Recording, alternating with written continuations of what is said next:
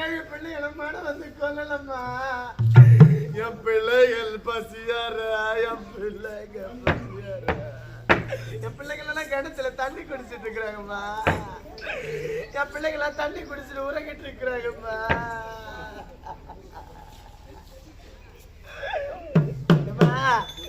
இந்த பாவி 7 பிள்ளைகளை கொண்டு விட்டு நான் மட்டும் எதற்காக நான் உயிரோடு இருக்கணும்? இப்பொழுது இந்த பாரத கிடத்திலே நானும் இறங்கி என்னுடைய உயிரை மாய்த்துக்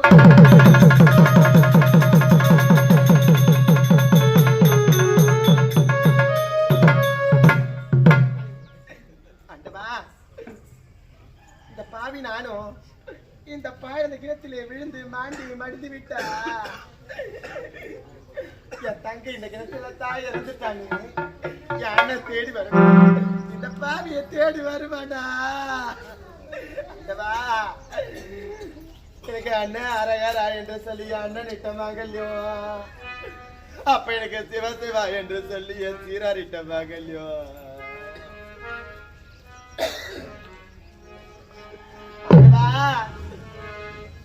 என் தாலியை கிணற்றில் கழித்து விட்டு நான் இறந்து விட்டால் நம்முடைய தங்கா நல்ல தங்கால் தான் இறந்து விட்டாள் என்று என் அண்ணனுக்கு தெரிய வேண்டும். இதை பார்ப்பவர் கண்ணுக்கு பாம்பாகவோ, இதை காண்பவர் கண்ணுக்கு கல்லாகவோ, இது மற்றவர் கண்ணுக்கு மண்ணாகவோ. என்னை தொட்டு தாலி கட்டிய கணவர் கண்ணுக்கும் என் கூட பிறந்த அண்ணன் கண்ணுக்கு மட்டும் இது தாலியாக தென்பட வேண்டும் ஆண்டவா. அம்மா, தொட்டி தாலி கட்டிய கணவருக்கு இது தாலியாக தெரிய வேண்டும். எதற்காக உடன் பிறந்த அண்ணனுக்கு தெரிய வேண்டும் என்று நீங்கள் எல்லாம் கேட்கலாமா? எதற்காக தெரியுமா? அவனவ செத்து கிடந்த முன்னா, அவனவ செத்து கிடந்த முன்னா, அம்மையன் சீரார் வீட்டு கொடிய நம்ம சரத்துல அம்மா படணும். அம்மா, இன்னைக்கு நம்ம அம்மா அண்டி கிடந்த மண்ணா என்ன போல அண்ணு தம்பி இல்லாத அள்ளிங்களா. இன்னைக்கு நம்ம அம்மா அண்டி கிடந்த மண்ணா நம்ம மாதா வீட்டு கொடி நம்ம மேல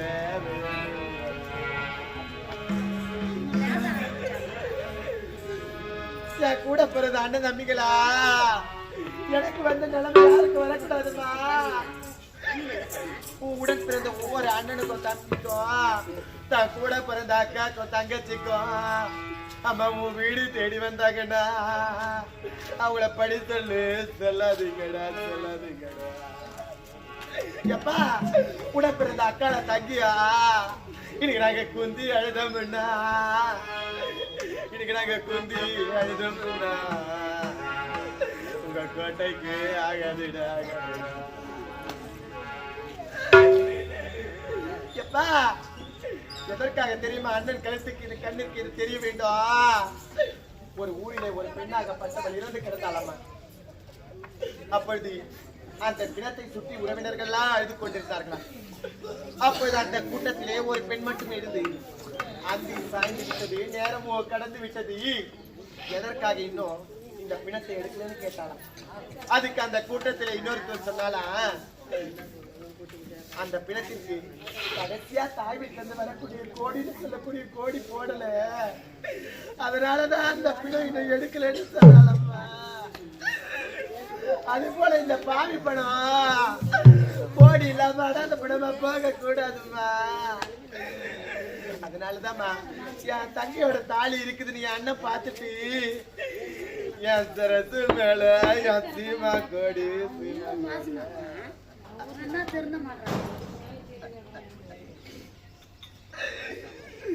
என் மார் மேல மத கொடியா.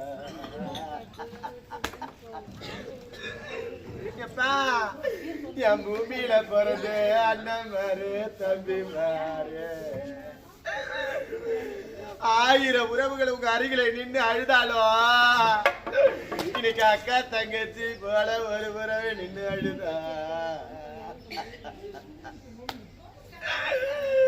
1000 முறை நின்று அழுதாளா இன்னைக்கு அக்காளோட கண்ணீரோ இன்னைக்கு தங்கச்சியோட கண்ணீரோ உங்க சிரசு மேல பட்ட தண்டா நீங்க சீமானே சொர்க்கம்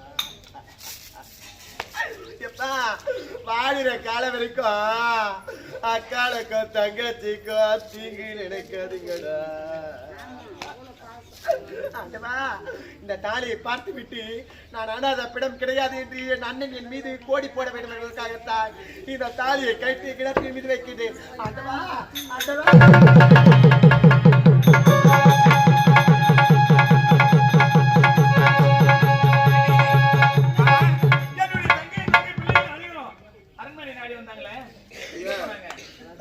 கோலத்தோட குழந்தை இட்டுன்னு வந்தாங்களா உங்க தங்கச்சி? ஆமா. அம்மா இருக்கிறாங்களா? என்ன தெரியுமா பண்ணாங்க? என்ன பண்ணாங்க? 7 வண்டி சீர் கொடுத்து அனுப்பணும்ல, அத வந்து இவ்வளவு சீர் எடுத்துட்டு வந்திய இப்போதே கொடுமை செஞ்சு கஞ்சி கூட ஊத்த முடியாம அவங்க தண்ணி தாகத்தோட இருந்தாங்க ஐயா. அது தெரிகிறது கிணறு, அந்த கிணறுல போய் தண்ணி எடுத்துக்குமான்னு சொன்னாங்க. எனக்கு அது மட்டும் தான் ஐயா. அப்படி கிணத்தாருக்கு சென்றால் என்ன நடந்தது என்று பார்க்கலாம். ஒரே ஒரே ஒரே ஒரே ஒரே இந்த அறிவு அத பாருங்க. இந்த கிணற்றிலே யாருமே கிடையாது. இருந்த போதிலும் அந்த கிணற்று படியின் மேல் பார்த்தாயா என்னுடைய தங்கையின் மாங்கல்யம் இருக்கின்றது. ஏனென்றால் இந்த மாங்கல்யம் யார் கண்ணுக்கும் தெரியாது. அப்படி இந்த மாங்கல்யம் தெரிய வேண்டுமானால் உடன் பிறந்த சகோதரன் பெற்றாத உடன் பிறந்த பாசத்திற்காக என்னுடைய அண்ணன் கண்ணுக்கும் என்னை தொட்டு தாலி கட்டி என்னுடைய கணவர் கண்ணுக்கு மட்டுமே இது மாங்கல்யமாக தெரிய வேண்டும், மற்றவருக்கு இது தெரியக்கூடாது என்று இந்த மத்தைய மாங்கல்யம் இருக்கிறது.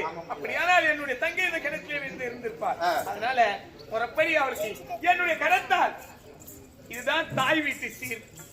கடைசியாக ஒரு பெண்ணாக பிறந்தால் அவளுக்கு கடைசியா கொடுக்கிறது தாய் வீட்டுல இருந்து இதுதான் தாய் வீட்டு கோடி.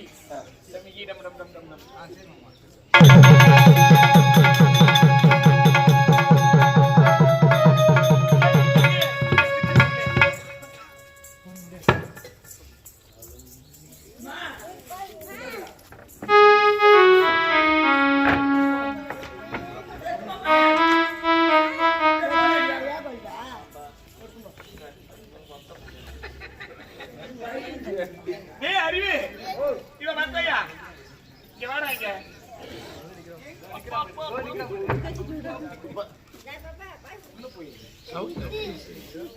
ஆமா, இதற்கெல்லாம் காரணம் என்னுடைய மனைவி தானே. அதனால அந்த என்னுடைய மனைவியை சந்திக்க வேண்டாம், அரண்மனை நாடி போகலாம். ஒரே ஒரே ஒரே ஒரே ஒரே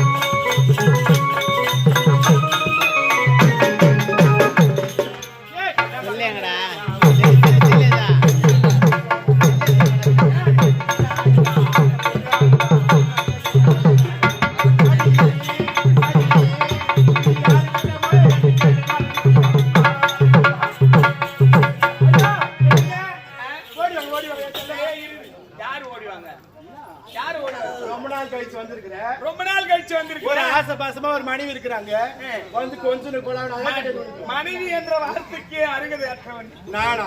ஆமா, என்ன சொல்றீங்க? அதனாலதான் கடவுளா பார்த்து உனக்கு காயம் இல்ல பூவும் இல்ல தன்னம் தனிமையில நீ போய் சேரணும் அப்படின்னு உனக்கு.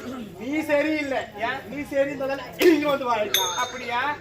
ஏய், என்னுடைய தந்தை இருந்த பொழுது என்னுடைய தங்கை நம்முடைய கருத்திலே கொடுத்து இந்த குழந்தைக்கு நீங்கள் தாய்க்கு தாயாகவும் தந்தைக்கு தந்தையாகவும் தந்தை தாய் இல்லாத குறை நீக்க வேண்டும் என்பதற்காக தான் கொடுத்தாங்க. அதனால் தான் நாம் இதுவரையிலும் சிற்றின்பத்திலே ஈடுபடாமல் நம்முடைய மகளாக அவளை வளர்த்து வந்தோம். உண்மைதான். சரி, அது போன போட்டோம், அதெல்லாம் விட்டாலே. தங்கை வந்தாலும் அருமையாக எங்க தங்கை கூப்பிட்டு தங்கச்சியா வாய்ப்புகளை சொல்றது கேளுங்க. உன்னுடைய தங்கச்சோ 7 பிள்ளைகளை நம்ம வீட்டு தாய் வந்தாங்க. நான் மாடி மேல வத்தல்காய் வச்சிருந்தேன். ஓடி வந்து என் தங்கச்சிக்கோ உங்களுடைய தங்கச்சிக்கோ என் செல்ல நாத்தனா இருக்கிறாங்களே அவங்களுக்கும் மொத்தம் 7 பேருக்கு 7 அண்டா பண்ணி நறுப்பி தலைமொழிகி நல்லா வகை வகை வகை வகையா அம்மா கை செஞ்சு வச்சேன். பச்சை பசேல்னு கீரை கலைஞ்சி அது இல்லாத நல்லா குண்டா குண்டா குண்டா குண்டானா போர் வச்சு எல்லாத்துலயும் நெய் சாதமா போட்டு வந்தேன். அப்புறம் என்ன பண்ண, மேல போயிட்டு துணி காய வைக்கலான்னு போயிட்டு கீழே வந்து பார்த்தேங்க. சத்தியமா நான் பார்க்கலங்க அவளை. எங்க போனாலும் சரி ஒரு வீடு பார்க்கவே இல்லை.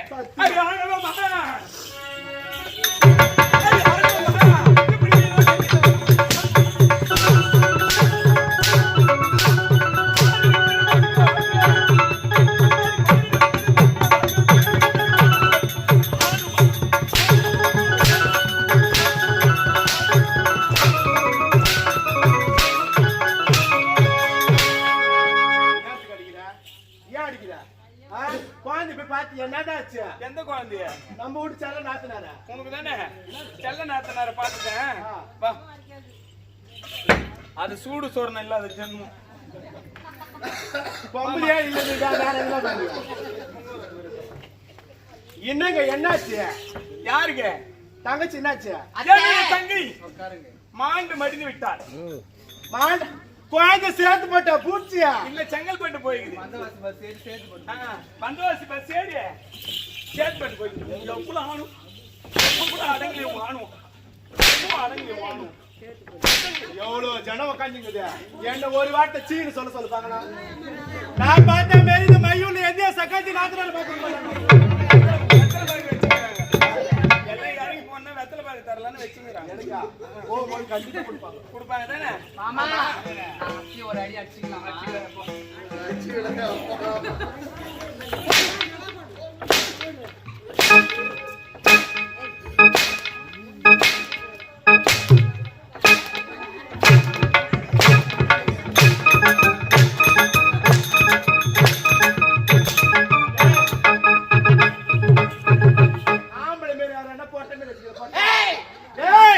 எத்தனையோ பேர் அடிச்சு போன அம்மா போனோம். நீ அடிச்சன டர்ன்னு போது போட. என்ன பண்ண போறீங்க இப்போ? உனக்கு என்ன தெரியுமா பண்ண போறா? இந்த உலகத்திலே உன்னை போன்று நாத்தனாருக்கெல்லாம் கொடுமை பண்ணாங்கன்னா இதுதான் அவங்களுக்கு தண்டனை. இதை பார்த்து உன்னை பார்த்து நாத்தனாருக்கு கொடுமை செய்யறவங்க அனைவரும் திருந்த வேண்டும். உட்காந்து உன்னை இப்ப என்ன பண்ண போறேன்? இது இந்த உலக நாட்டு மக்களுக்கு அனைவருக்கும் இது தெரியப்படுத்த வேண்டும். என்னது? இப்பேற்பட்ட கொடுமையை செய்பவர்கள் யாராக இருந்தாலும் அங்க பாரு முக்கூட்டுல கழுதை நிக்குது பாரு. ஆமா, அந்த கழுதையை கூட்டின்னு வந்து அதனால உன்னை உட்கார வச்சு கருமுள்ள செம்முள்ள குத்தி கழுதை மேல ஏத்தி அப்படியே எடுத்து சுடுகாட்டுல வச்சு சுட வேண்டியதுதான். அம்பேத்கர் நகரை அழிச்சு போடும். எங்க அழிஞ்சுதான்? அம்பேத்கர் நகர் அழியாது.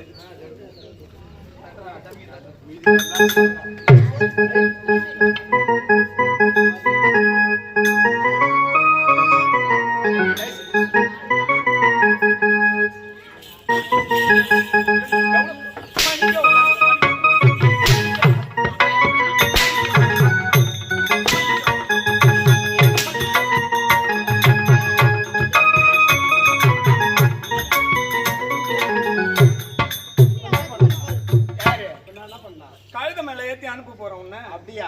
ஆமா. ஏய், இதுக்கு மன்னிப்பு என்பது கிடையாது.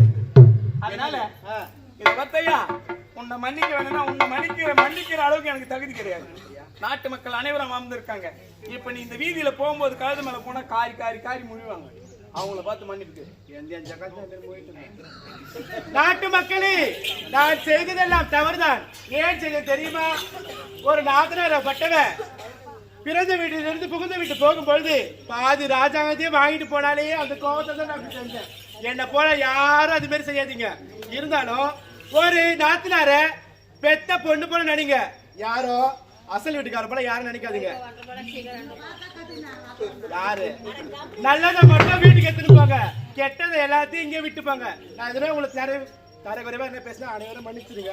என் கம்பெனி சார்பாக அனைவருக்கும் ஒரு வாழ்த்து. அன்பார்ந்த நாடகலா ரசிகர்களே, உங்கள் அனைவருக்கும் இதே மெய்யூர் கிராமத்தை சேர்ந்த உயர்த்திவாளர் காலம் சென்ற செல்வராஜ் ஐயா அவர்களுடைய அவர் காலம் சென்று இந்த 15வது நாள். இந்த 15வது நாளிலே நடப்பு அன்றி எங்கள் உத்திரமேறு பகுதியை சேர்ந்த கலைமதி நாடகமன்றத்தை கொண்டு வந்து எங்களுக்கு ஓரிரவு அழைப்பு கொடுத்து இந்த நாடகத்தை அன்போடு கண்டுகளித்த அனைத்து உள்ளங்களுக்கும் எங்கள் கலைமதி நாடகமன்றத்தின் சார்பாக கடைசி வணக்கத்தை தெரிவித்துக் கொள்கிறோம். இந்த புனிதமான கிராமத்திலே பிறந்து நல்ல முறையிலே வளர்ந்து வாழ்வாங்கு வாழ்ந்து இன்று இறைவன் பகுதியை சேர்ந்த அதாவது செல்வராஜ் அவர்கள் சாலோக சாமி சேர்ந்து சொல்ல முடியாத 4ஆம் பதிவை அடைய வேண்டும். ஆண்டவன் திருப்பாத்திலே இளைப்பாற வேண்டும். அன்னையார் அவர்களுக்கு மோட்சம் கிடைக்க வேண்டும் என்று அதிகாலை நேரத்திலே அந்த ஏழுமலை வாசன் எம்பெருமானை பிரார்த்தனை செய்கிறோம். நன்றி, வணக்கம், வணக்கம், வணக்கம்.